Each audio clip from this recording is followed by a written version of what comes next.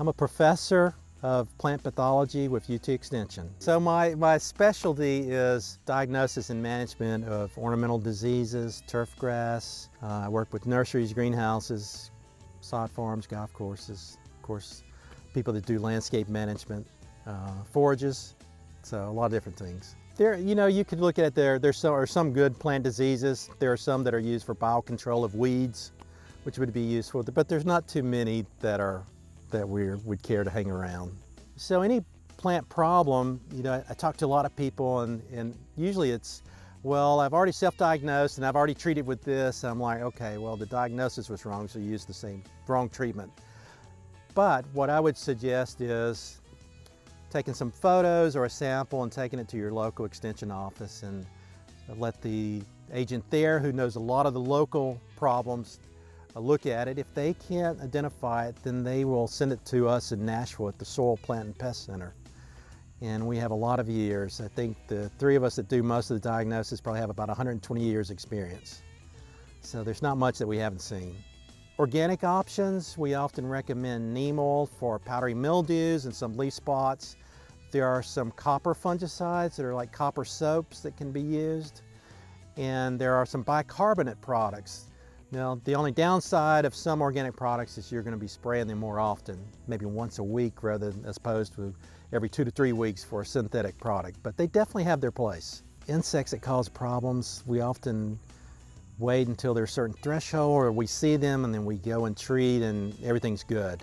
But with plant diseases, if you let the disease manifest itself and spread, then often you're talking about, okay, next year you do this because it's too late. So the only diseases that we would actually spray with a fungicide, organic or synthetic, would be those that we know historically are going to show up every year. And then we'd like to have them in place before the disease ever shows up to keep healthy plants healthy. You don't think of fungicide as curing a problem.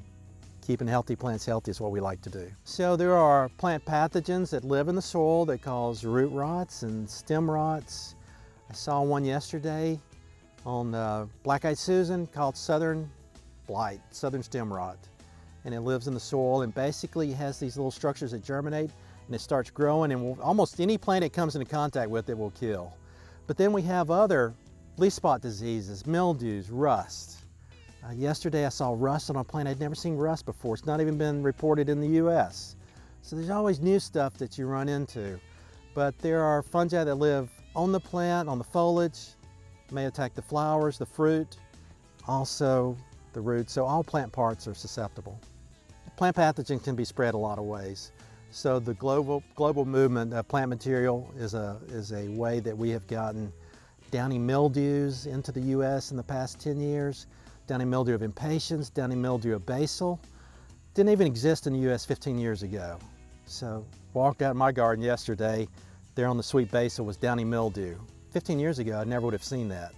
But because it's been moved from Europe here, we now have to deal with that. In most years, you'll now find it in all 33 states east of the Mississippi. So it's here to stay. We move infected plant material. So moving infected plant material from the West Coast to Tennessee, sometimes we move plant pathogens that way. And then long distance. A storm like we had this week can actually pick up the spores in Houston, Texas, and as the front moves through, it will deposit those in Middle Tennessee and spread it that way. So there's long distance transport that way. So with plant disease, it starts in many different ways. You may go out one day and see a plant that just wilted. The foliage is just flopped down. And it could be due to the roots are dead, so you'd have to pull it and look at the roots. Or it could be, I mentioned southern blight, a stem rot. You look at the stem right at the soil line for white fungal growth and little structures. But then for leaf spots, you look for developing lesions on the leaves. With mildew, you look for white fungal growth on the upper leaf surface for powdery mildew or the lower leaf surface for downy mildew. One of my colleagues put out an alert today about late blight on tomato, which is a downy mildew. So there are things that show up late in the season. There's still people growing crops that could be affected. There's some things that they're old, but they've been really a problem this year, and one would be southern blight that I mentioned earlier, stem rot that causes plants to wilt. It's been a problem in vegetable gardens and perennial gardens.